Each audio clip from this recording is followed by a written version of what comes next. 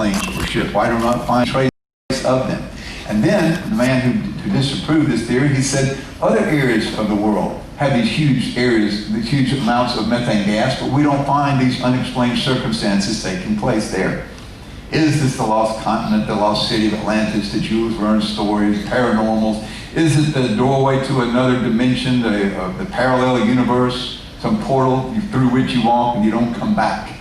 Well, these people have vanished in there. The first person to ever call it the Bermuda Triangle was a writer for Argosy magazine in the mid-1960s. He called it the Bermuda Triangle, and since then, we've had just dozens of circumstances and happenings take place down there that no one is able to explain.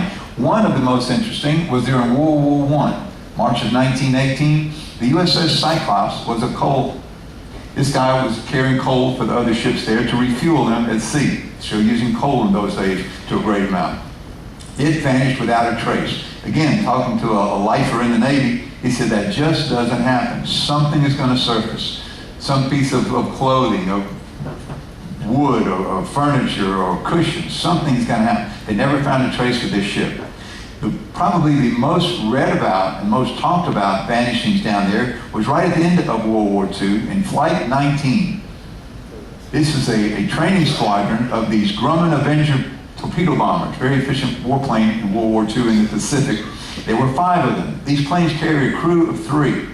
There were 14 men approached to take off one day from Fort Lauderdale on a training mission. One man didn't show up. He was on sick call. He'd be the only one that survived. As soon as they lift off, these guys started radioing a distress call. Not just one of the 5, all 5 radioed a distress call that was cut off. Didn't know what happened. They went off the radar screen. No one could pick them up. They vanished completely. Well, what could have happened? Immediately, the Navy sent up a search plane to see what happened. Guess what? They go off the screen right away. Did they explode on takeoff? If they did, why was no wreckage ever found of the search plane or any of the 5 Grumman Avengers? Don't have any idea. Remains an unexplained mystery. And look at the others over the year.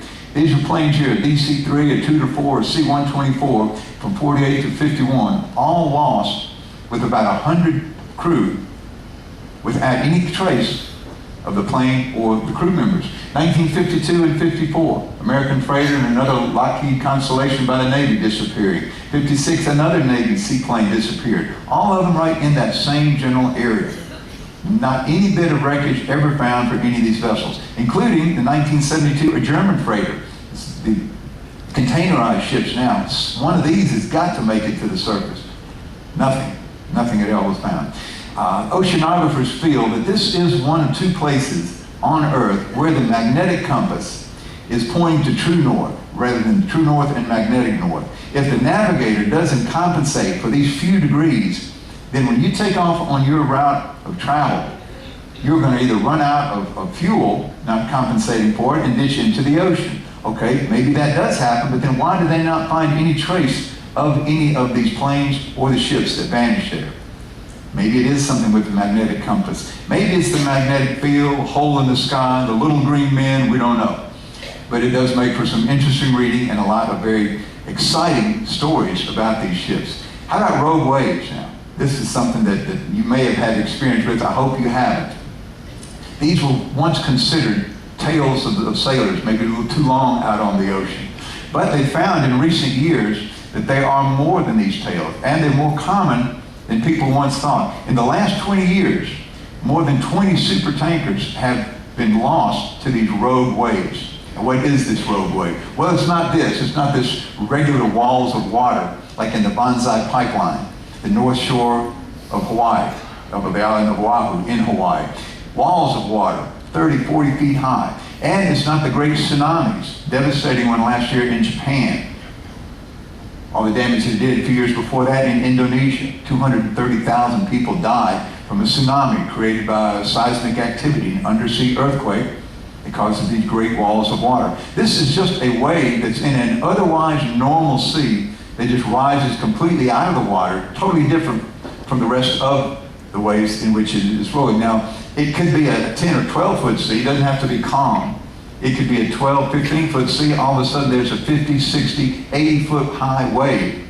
That's absolutely terrifying. And for sailors, it is the most terrifying thing because there is nowhere to hide. it is going to give you a smash right there. There was a Coast Guard cutter hit by a rogue wave 25 feet high in an otherwise calm sea that flipped these guys completely.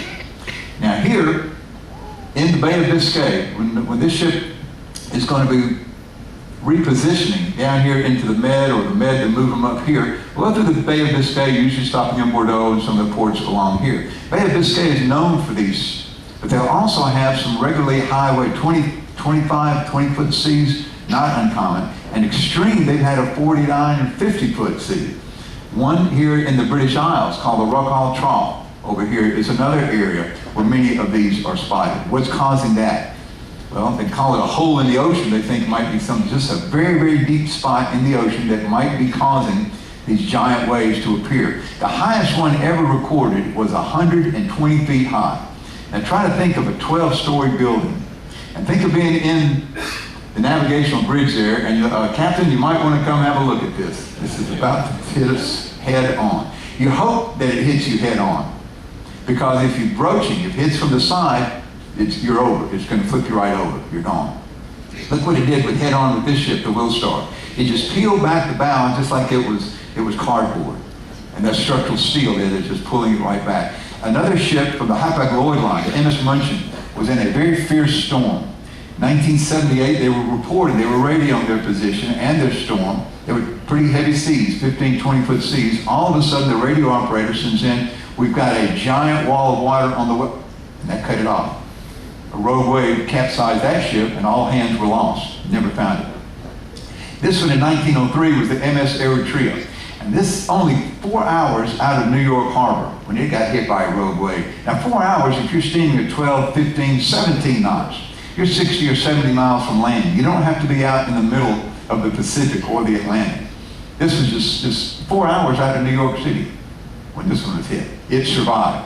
This one survived as well, and still trying to wonder how this one survived. This was in 1933 when an oil tanker, these were long loaded to the surface vessels like this, was hit by a wave that they triangulated. And they triangulated, to guess that, to look at the crest of the wave and the trough of the wave from your line of sight, and gave him about 112 feet in height of that wave. How they didn't destroy that ship, no one knows. Now the Queen Mary, we talked about that one earlier, one of the most haunted, it also got smacked with one of these rogue waves. When the United States entered World War II in 1941, they began using the Queen Mary to transport GIs across the Atlantic. The next year, as soon as it was doing this, in 1942, it was hit by a rogue wave off the coast of Scotland, about 600 miles from Scotland, and the captain reported it, ship listing 52 degrees. I cannot imagine a 52-degree list. If we've got a 5-degree list, you're hanging on to grab something. 10 to 15 degrees. The liquor comes out of the cabinets, the band equipment swoops across the stage, and the party's over. But 52 degrees, how that ship did not completely flip, no one knows, but it did right itself. And then there was one out here in the Pacific, and this is a very deep trench there. Mariana Trench is one of the deepest holes in the ocean, over 27,000 feet deep. Running from Singapore to Portland, Oregon, they hit a 72-foot rogue wave. You may have read just 17 years ago about the QE2. Normally they melt before they get this far south. This one did not, and the Titanic scraped the side of that iceberg. There's been a lot written about if they had just hit square ahead, straight on, it would have been damaging, but it would not have led to a total loss of the vessel. 2 o'clock in the morning of April 15th, the Titanic went down. The side, the superstructure, the unsinkable Titanic would sink. Of the 2,227 people on board, about a third of them survived. One of the survivors was Frank Lucky Toner. Well, he's one of 710, okay? Lucky, but maybe not miraculous. Can lightning strike twice? Well, guess what? His name, again, was on the crew manifest of the Empress of Ireland. In 1914, it was torpedoed by a German submarine, and this would be the largest passenger vessel to be lost during World War I.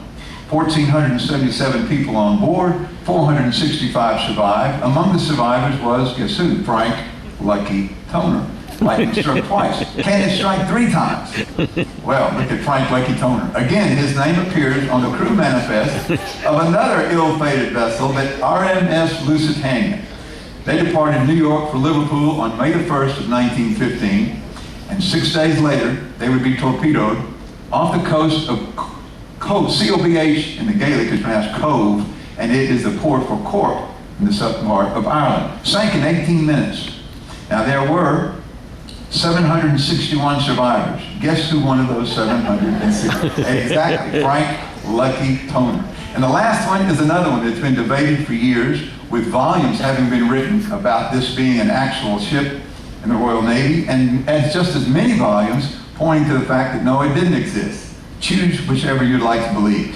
Whatever happened, the keel was laid on a Friday. The crew was selected on a Friday. I don't know, I'm a little superstitious. I don't want to be sailing on this ship. Well, it was launched on a Friday under the command of, guess who? Captain James Friday. On its maiden voyage, it is said that the HMS Friday vanished. Guess what day of the week it was? On a Friday.